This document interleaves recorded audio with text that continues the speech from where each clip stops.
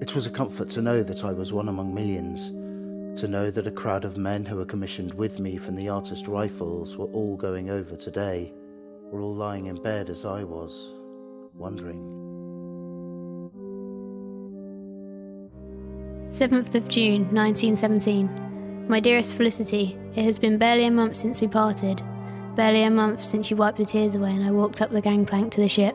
Just one little story among thousands on the quayside that day. Whatever horrors my future may throw at me, nothing can compare to the moment we said our goodbyes. Our being apart is more than I can bear. I pray one day soon we can be together again. But until then, you'll be forever in my heart, I promise. 1916. Yours forever, Charles. Dear Constance, it has only been 3 weeks since we arrived, but it feels like forever. The lads in the trench have been accommodating, playing cards and teaching me the ropes. Since arriving in France, I've been separated from all the people that signed up with me. On the first day in the trenches, I tripped over a coil of wire and fell into the brown soup of the ground. The shock felt like it was dragging me under. This is indeed a pitiless place. 1st of December, Tell the children that I'm well. Yours always, Dear Reverend Freeman, Fred. the men with whom I live in this filthy dugout are a rather diverse bunch. Some are bakers, butchers, carpenters, and others are men of the law, shopkeepers and businessmen. I worry for some of the youngest. Some of them can be no more than 15 or 16 years of age. They should be at school, getting an education, preparing for a future. They should have the chance to fall in love, get married, be fathers, but instead they are here. How can this be God's plan? Yours ever, Dear Mother, Harold. these strangers I fight alongside have become my family. I never knew that such brotherhood could exist. They have become as much brothers to me as James is my brother, and I am sure that wherever James is, he has his own band of brothers to watch over him.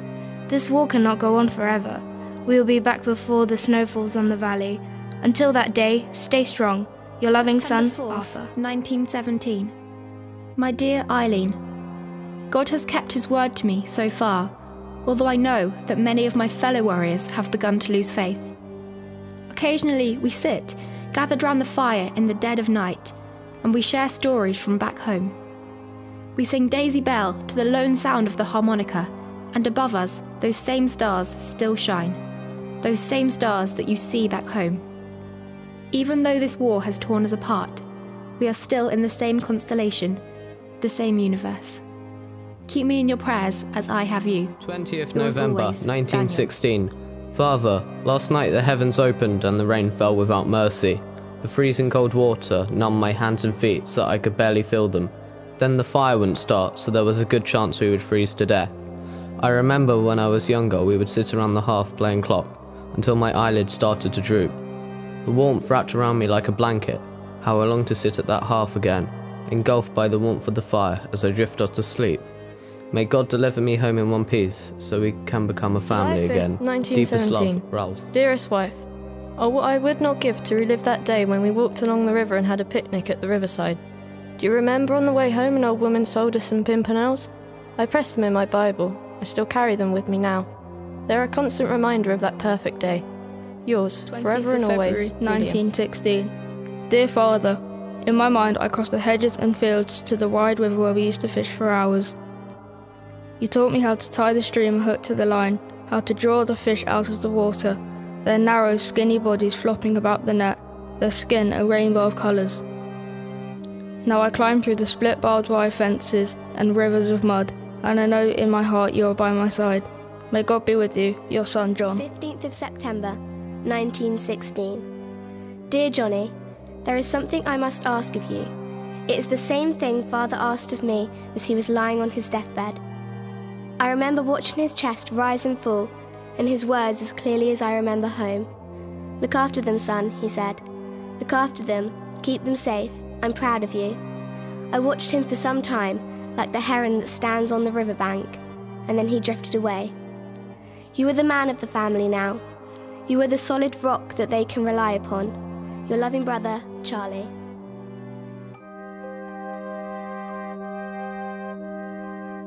It takes time to get used to the sound of shelling. An experienced man could tell you by the sound of a shell whether it was coming towards you.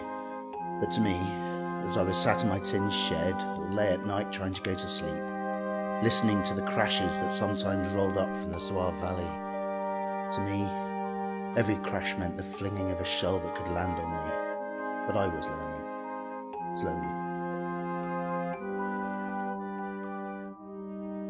10th of August 1916. Dear Sophia, please leave some flowers at Father's grave this Sunday. It's been 10 years now since he passed, and I want the day to be commemorated.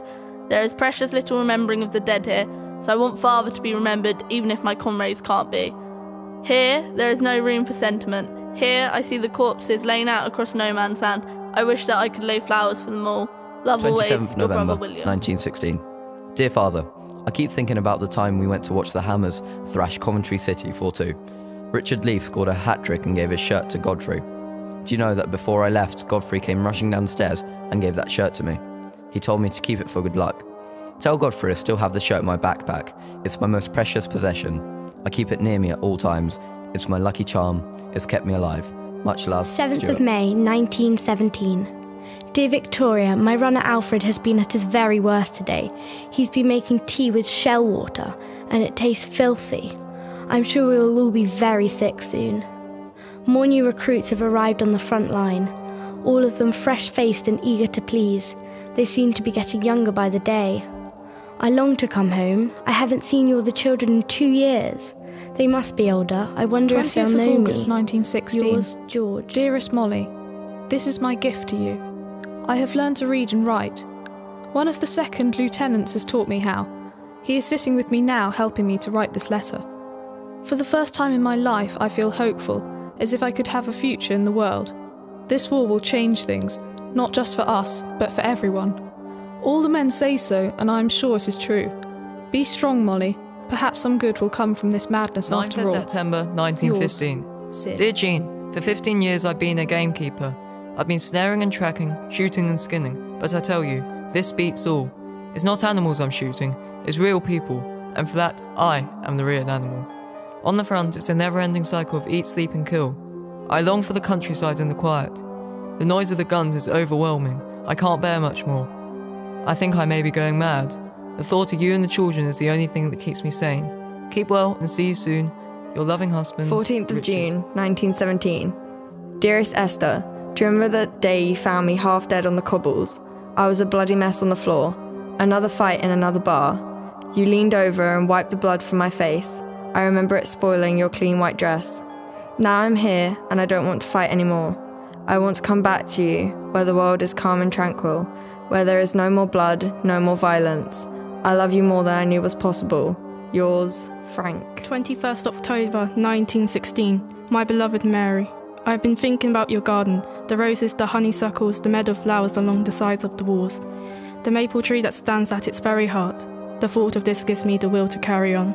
I know that God is by my side. He will protect me through this ordeal. I will return to you and your garden soon. Of that I am sure. With all my love, John.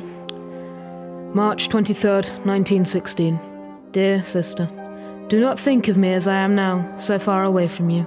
Remember that day we spent in the countryside. Remember the wheat shining in the sunlight. Remember running until you fell over, then laughing and rolling still. Remember that house we saw on the hill, with the solitary tree blowing in the wind next to it. When I get home, we will escape to that house. We will make it our home, I promise you. Yours forever, David. 12th of July, 1915. Dear Father, today I was asked to teach 2 eager privates how to clean a rifle. Such amateurs. They're children, all of them, just children. Every day I see their belongings packaged up and sent back home. All that is left of them is a small box, a trinket to collect dust on the mantelpiece. May God help us all. Your son, Richard. 15th of November 1916. Dear James, I keep thinking about the good old days back in Portsmouth. The boat race from the quayside. We always lost our shirts on the barges. What a laugh that was. There's not much laughter here. Sometimes the other lads race frogs. I reckon I've got the best hopper. He's won me 9 pieces of chocolate and a pocket knife so far. Take care, James, and try not to bet the farm on the dogs. Not till I get back anyway. Your mate, Henry. I think of the days at home when I read of this famous ridge in the papers. I recollect pictures of slaughtered Germans and slaughtered French lying on this ridge in awful convulsions.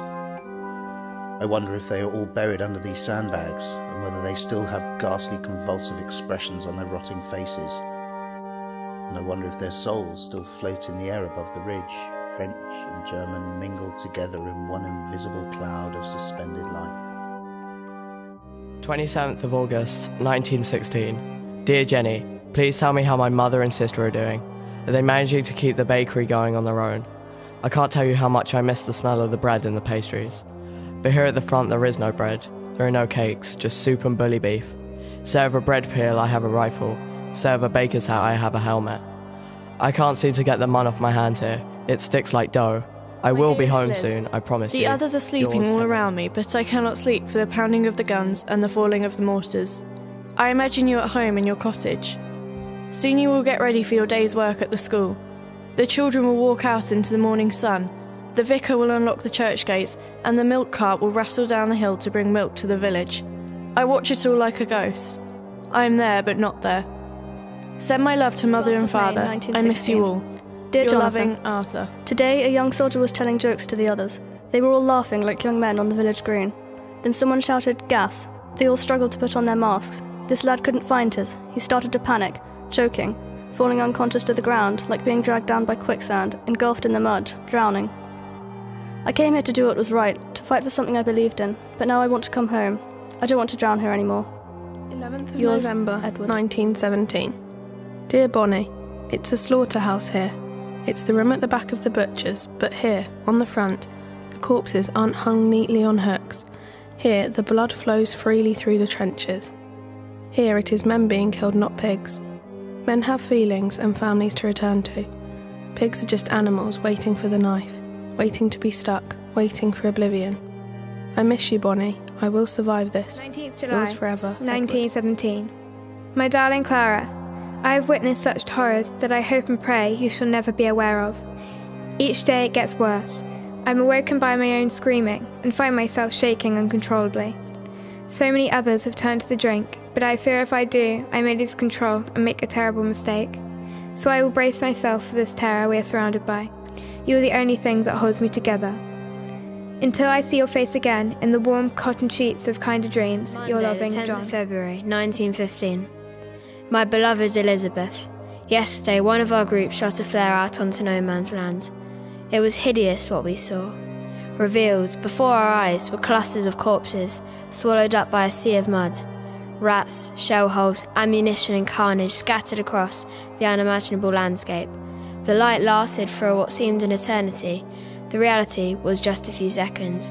It reminded me of a vast ocean, a legion of shipwrecks stretching out forever. When all the world is dark, you are the light that guides me. May the 5th, I will be with you 1916. soon. Your ever My loving darling Rosemary. Robert. The barrage has been ceaseless. The constant whistling and thundering has been driving me wild. Finally, there was an end to the bombs, and the silence was almost deafening. For the first time, I heard birds singing, something alive amongst all the death, and the sound lifted my heart. A few minutes later, I saw a group of soldiers lead a young man away. He was barely 20 years of age. Then, soon after, a shot shattered the silence. I want to come home. I will come home soon. I promise. 2nd of May, 1916. Love always, Don. Dear George and Robert, I have been deprived of you all your lives. I have been deprived of your laughter, your smiling faces, your first steps, and your first words. Here, the late spring breeze does not carry with it the scent of nectar or the trace of wild berries growing in the hazel thickets. It is an eternal winter. The sun does not bring the same warmth. Birds pick at the bodies strewed across the barren landscape. Their songs no longer songs of joy, but of sorrow. I will escape this never-ending nightmare. I will return to you, I promise you. November, Your father, 1917. Dear Bill, I want you to know that I do not fight out of pride, but out of hatred. Not of the enemy, but of this war. It's the war that has sent this letter. You see, I'm not the man I used to be. I'm a soldier now. A soldier is killed on the battlefield, where there are no sides, no rules, no honour, just death and slaughter. We don't know what is round the corner, or where the cannons will scour the earth next. I am consumed by fear. I am changed. I am not the man I used to be. Yours, Stan.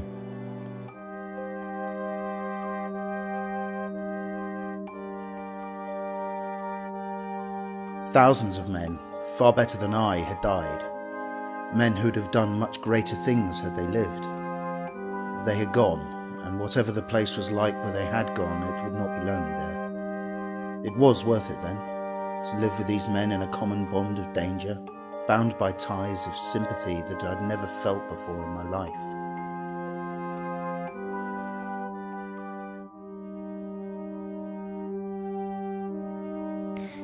July 1917. To my dear Sylvia, I hope you and Peter are both well. Seems an eternity since I saw you last. I keep thinking about the day we took Peter to the park for the first time. We played football, the ball was almost the same size as him. Please, Sylvia, keep him safe. Do whatever you have to, but keep him out of this war. 1917. Yours, George. My dearest wife. Now that John has gone, there's just me left from the Hersham First 11. That's 7 men dead. It seems incredible. Our first child will be born in a matter of weeks.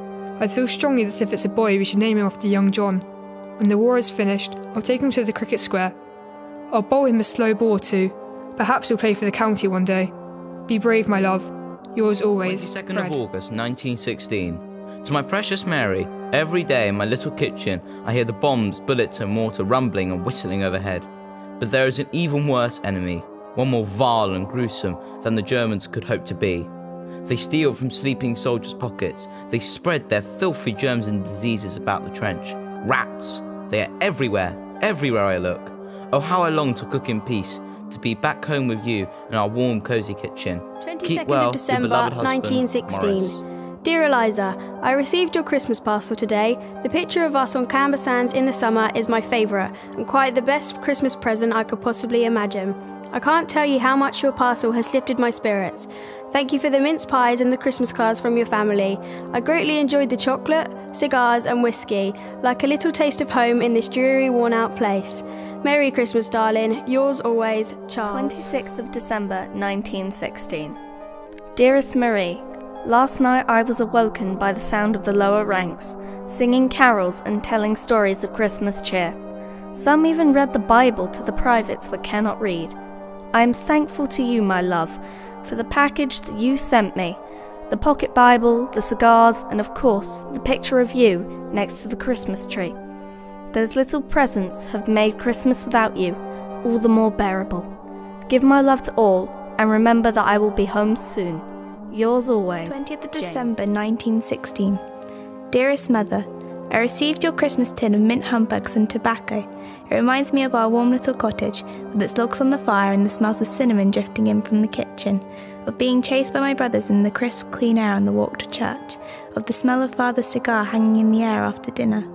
Still, we will have our fun here. We'll drink our Christmas cider and sing our Christmas carols. There will be stories, jokes and photographs. We'll each bring a little bit of home with us. We'll make our own Christmas as best we can. Merry Christmas, Mother. With all my love, Arthur.